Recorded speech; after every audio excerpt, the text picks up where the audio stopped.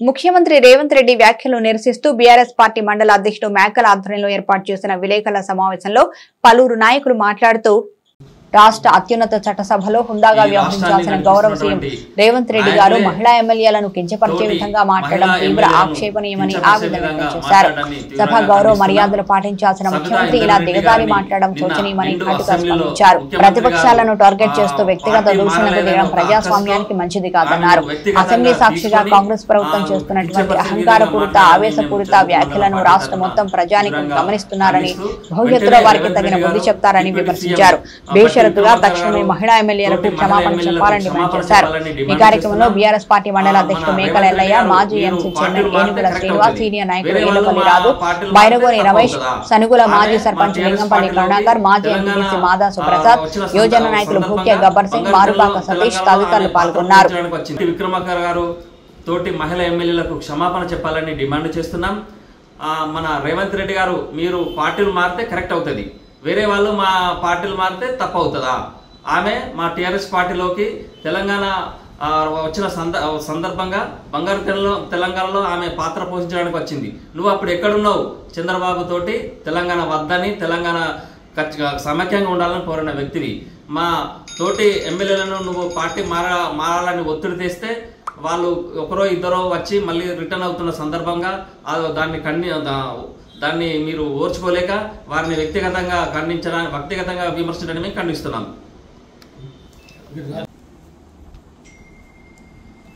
నిన్నటి రోజున అసెంబ్లీ వేదికగా కాంగ్రెస్ పార్టీ మంత్రులు మరియు ముఖ్యమంత్రి కూడా ఏమైనా చర్య ఒక మహిళలను కించపరుస్తూ వాళ్ళను ఎంత చులకనగా మాట్లాడడం అంటే ఇది సభ్య సమాజానికే సిగ్గుచేటు.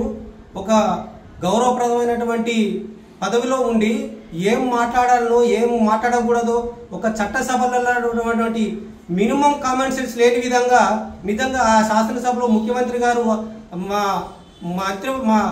మా ఎమ్మెల్యే సబితా ఇంద్రారెడ్డి గారిని మరియు ఇతర సునీతక్క గారిని కూడా ఆ విధంగా మీ వెనకాల ఉన్న అక్కలతోని మీరు నాశనం అయిపోతారు, మీ బతుకు కూడా బస్టాండ్ పాలంటే ఎంత దుర్మార్గమైనటువంటి ఒక బాధ్యత కలిగినటువంటి ముఖ్యమంత్రి ఆ విధంగా అనడం తీవ్రంగా నిరసిస్తూ చందుర్తి మండల శాఖ ఆధ్వర్యం బీఆర్ఎస్ పార్టీ మండల శాఖ ఆధ్వర్యంలో మేము ఖండిస్తున్నాం.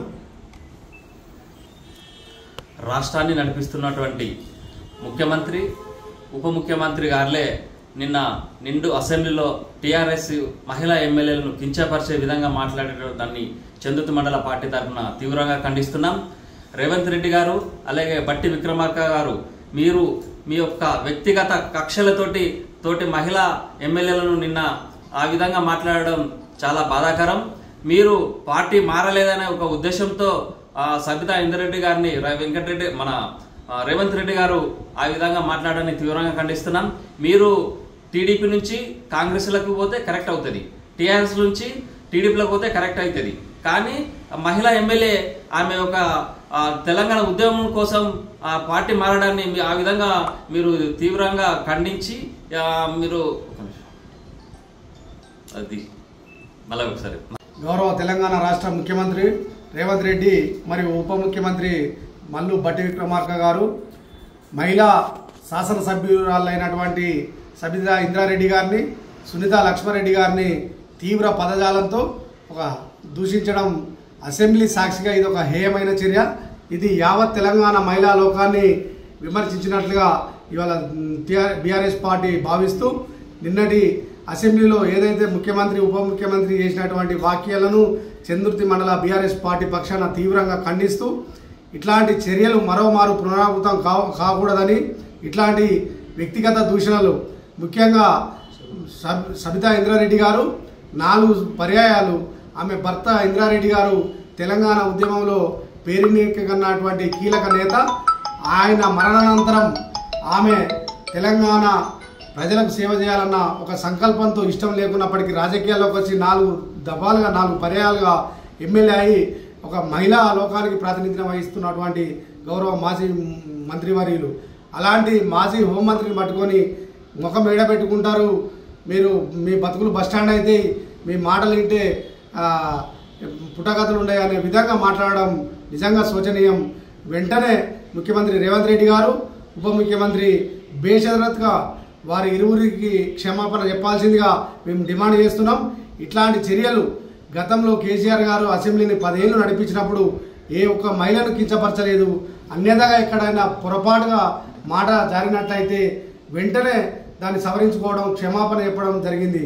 కానీ ఈ ముఖ్యమంత్రి కేవలం అగ్రెసివ్గా పోతూ వ్యక్తిగతంగా పార్టీలు మారలేదన్న అక్కస్తోని వారిని మహిళలను కించపరిచే విధంగా ఇట్లాంటి చర్యలకు పాల్పడుతూ కేవలం ప్రతిపక్ష ఎమ్మెల్యేలను ఏ విధంగా మనం ప్రలోభ పెట్టి పార్టీలోకి తీసుకోవాలన్న ఉద్దేశంతోనే తప్ప ప్రజలకు సేవ చేసి తెలంగాణ ప్రజలకు నిజంగా మన్ననలు పొందే తెలంగాణ ప్రజల ఆశీస్సులతోని 5 ఏళ్ళు మంచిగా సుభిక్షంగా రాష్ట్రాన్ని పరిపాలించాలన్నటువంటి ఆలోచన లేని వ్యక్తి.